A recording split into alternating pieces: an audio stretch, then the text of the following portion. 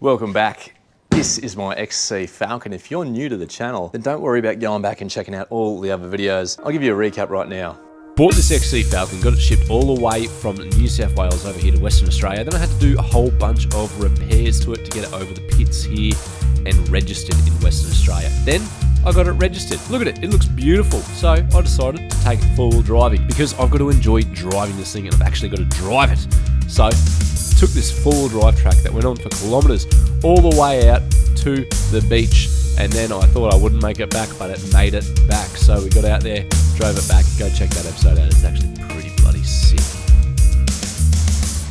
And now that I've done my four-wheel driving adventure, actually, that's a pretty good video. Maybe go check that video out. But now that it has fulfilled its maximum capability as a factory standard XC Falcon, I thought maybe it's time to start modifying it for the street, making it into a nice street car. No! God, please, no! No! Because at the end of the day, that's what I want. That's what I wanted, is a nice street car. Whilst I do love driving this thing around stock standard, I love the creativity that older cars allow you to express through the modifications. You'll never have two old cars that are the same, especially if they've been modified. You can be so creative and get so different with them. So this will be Making a Street Car 101. Oh boy, I usually only get this excited when they say the title of a movie in the movie. So this will be Making a Street Car 101.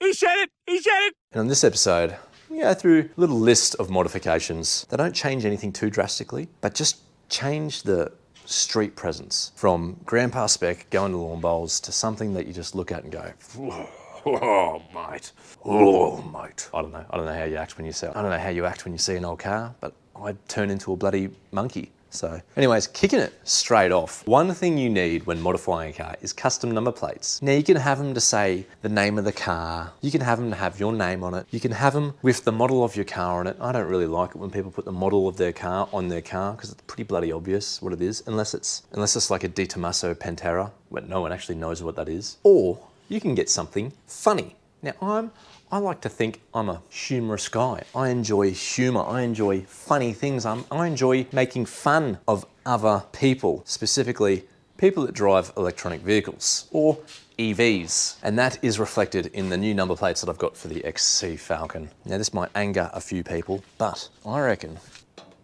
it suits pretty well.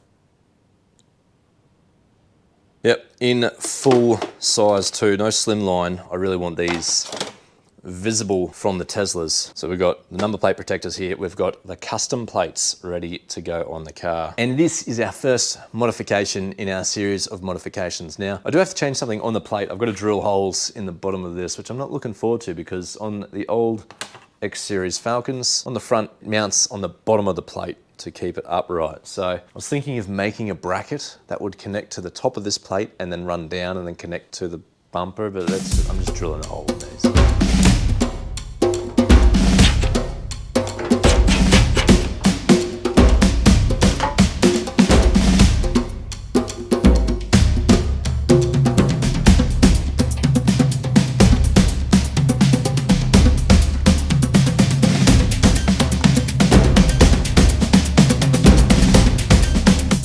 Now before we change anything else, I'm going to take this out to Burgers and Steel Bumpers event tonight. Last little show off before I start changing the look of it. Last little show off as an original car, bar the number plates. Thought I just had to get them on before the meet tonight. So I'll see how people react to the plates, how they react to the car, and let it enjoy its last little outing as a pretty stock looking car. Burgers and Steel Bumpers in Alkimos is an event that's held every third Wednesday of every month, I'm pretty sure, but they close off this whole parking lot here and it's steel bumpers only. So it's pretty awesome. If you're in North Perth, go check it out. I think it just runs throughout the summer months, but as you can see, some pretty sick cars, and of course the Ford GT40, all-time favourite. Was pretty stoked to see it here in my dream livery as well, the golf racing livery. So rock up, have a burger, see some sick cars, can't lose.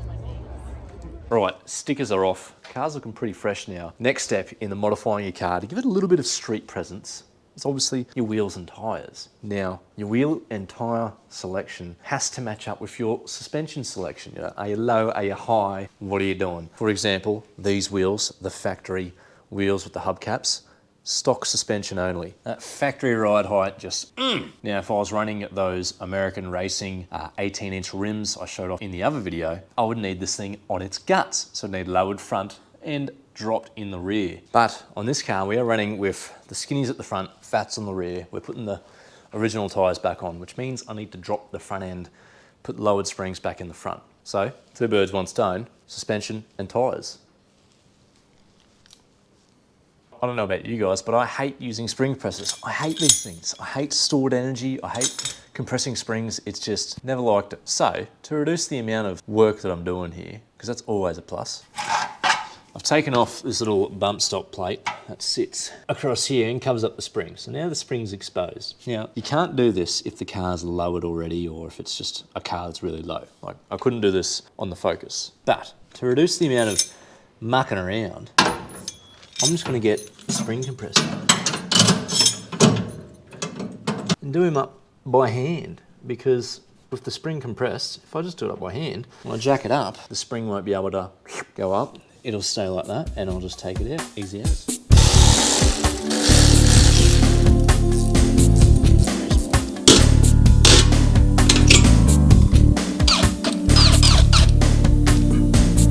All right, did I say that I wouldn't have to compress it and I just jack the car up and it would be loose? No, that's in theory. Of course it doesn't work on this, especially on the stock spring, because the stock spring is so bloody long that if you miss one coil on the spring compressor, that coil just extends the rest of the way. It goes huge. Anyways, still had to mess around compressing it in there, which I absolutely love. But now you've got something that looks like this, which is essentially a loaded bomb. I'm gonna make this unsprung, so I stop thinking about it going off at any random second, and then we'll put the lowered one in.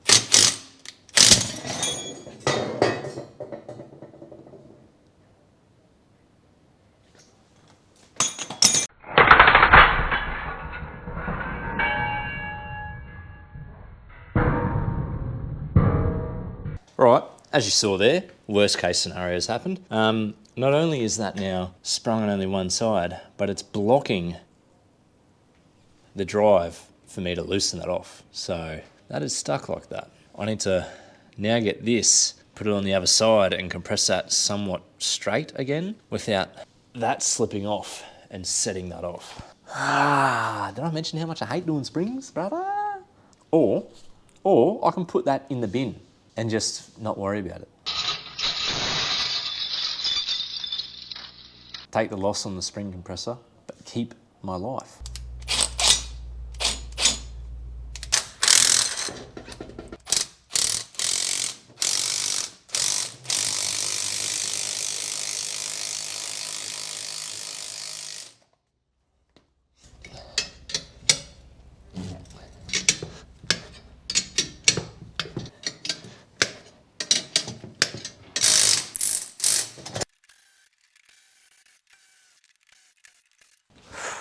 Fucking hell. Now that we're still alive, check the size difference, obviously.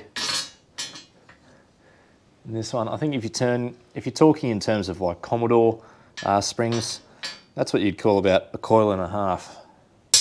Obviously when you cut the standard one. Now I'm hoping this shouldn't even need compressing. It should be able to go straight in.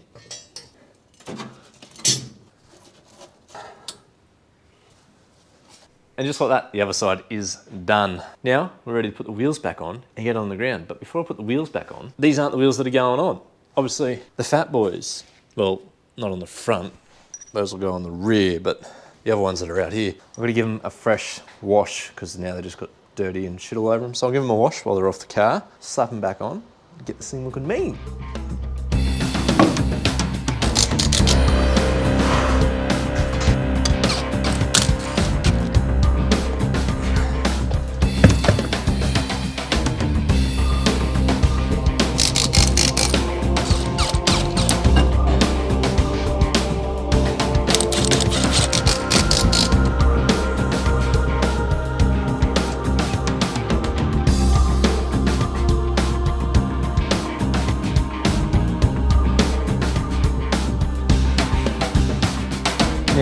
I hear what you're saying. Matty, are you telling me I can improve my street cred with just a new set of wheels and some suspension? Yes, don't forget the custom license plates. You gotta have custom plates and they gotta be funny. Funny custom plates are the best custom plates. You can get serious custom plates like chippity choppity and plates alluding to a serious amount of horsepower or something. But I mean, really, at the end of the day, everyone loves a good laugh.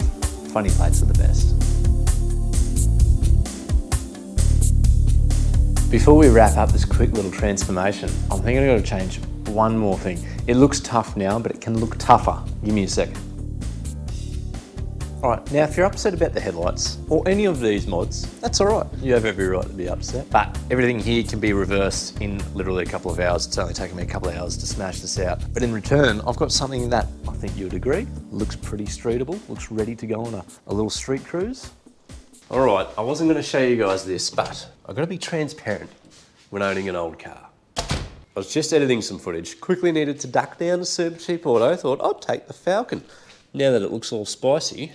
And I did notice something when driving it yesterday, it was bogging down. If I pushed the accelerator a bit too quickly, it would really bog down. It was very hard to make power from the low end. And I thought, oh, here we go. So I come home, didn't think too much of it because once I got home, I had a lot of shit to do. Checked the fluids, it was all good, but I wanted to take it for a drive just then, quickly go down to Super Cheap Auto, and it's doing the same thing. I barely made it up the hill out of this area. So I had to turn around and come back. So I'd put my foot down and the car would literally just die. So I started going through and then I thought, well, I'll just grab the camera real quick and I'll take you along for the journey. So first thing, I just pretty much brought it in. It bogs down, it just sort of dies. And I'm like, well, that seems to me like it's running a bit lean. It's not really getting enough fuel. So I just checked to make sure we didn't have a fuel leak. The fuel filter, which I installed, first video into this series, there's a bunch of shit at the bottom there. So that's not a great sign. It's pulling shit out of the fuel tank. Thought I'd check the timing as well. Check the timing with the timing light. 8 or 10 degrees. Pretty basic for these 250 crossies. Pulled the plug out and the plug looks, pretty bang on. Pretty good mixture going on there. Not lean, not rich. Just enough. A little bit oily, but that's just shit from leaking gaskets and whatnot. So, next point of call is the carby itself. Because it's bogging down, you can sort of hear the air just rush into it. I'm thinking that the accelerator pump is probably cooked. But the carby kind of looks freshish. Freshish. Carby doesn't look, like it hasn't been touched. It looks like it's been rebuilt in the past couple of years at least. We'll rip this shit off and we'll have a gandery go. This might be the determining factor of whether or not this starts getting a bunch of modifications. All right, let me find the bloody throttle. Let's have a gander. See if we're getting that little jet of fuel. That should be. Where's the throttle? There it is. Oh. Okay. Accelerator pump's cooked. I don't hear any fuel, I don't see any fuel. For reference, hopefully there's still a bit of fuel left in this. When I pump the throttle on this, you should see. Okay, well there's no fuel in that either. But you'll see jets of fuel come out. You'll hear it too. Well, remember how I said old cars are better than new cars? And why you should buy a 47-year-old car? Turns out they don't really like being driven as much as I need to drive them. I've been driving this thing every day. This thing has been getting hammering. I mean, if you saw the last video, it's been getting bloody used. And now we've got a cooked accelerator pump on the carby. So cooked carby. Easy to rebuild. I really can't be bothered doing that. I've got a lot to do. I really don't want to rebuild a Stromberg carburetor. I would literally rather buy a new intake manifold to suit a Holy 350 and slap a Holy 350 on. I'm just saying. But I mean, when you look at that carby, that looks pretty good. It looks kind of newish. Unless it has given up. It is the no bingo. All right. I'll just get it running and we'll see if we can see some fuel squirting while it's running. Idles perfectly. Loves it.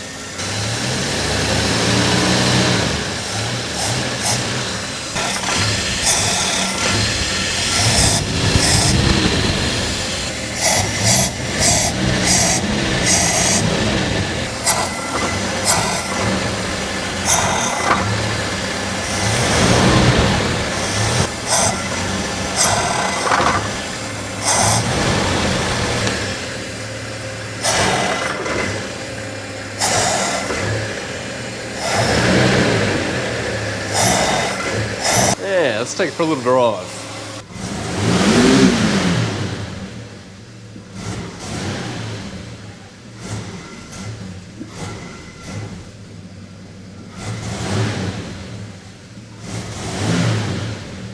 Can't really put the foot, and it's not even really putting the foot down, it's just accelerating a little bit. Doesn't really like it very much. Now, because the fuel filter has a bunch of shit all through it, there's probably some shit in the carby as well. So, ideally, the carby needs to be rebuilt. I've got to take that thing to the track in 2 days' time. So I need to do things, I've got to put a fire extinguisher in it. I've got to sort that out. I've got to edit this video. I've got a lot going on, you know what I mean? I'm a one-man show. Just when the XC is looking pretty tough, decides to start acting up. That's just the life of owning an old car. So I'll probably head down to Repco, get a rebuild kit, or I could do the easy solution, which is putting this in that, because I know that runs, and that engine kind of suits the look of the car more.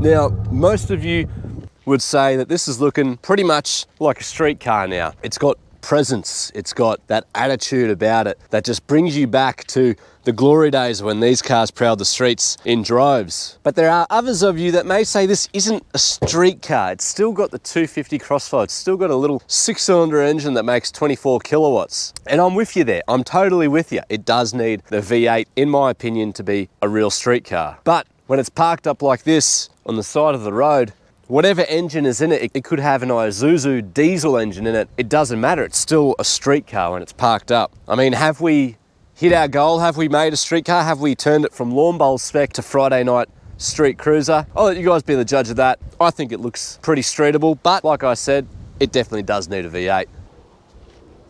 Oh, hell yeah.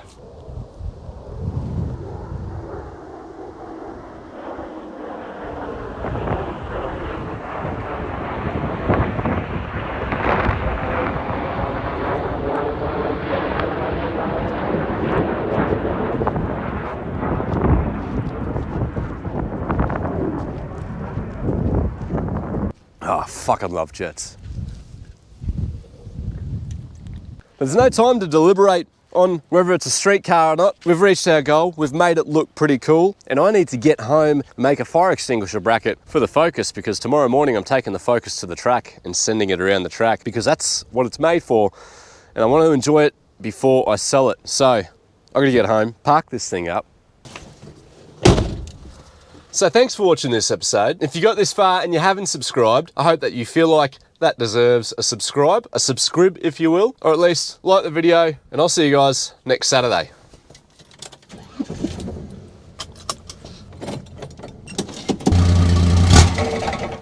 Ah, bloody hell, bloody carburetor. I should probably get on that actually.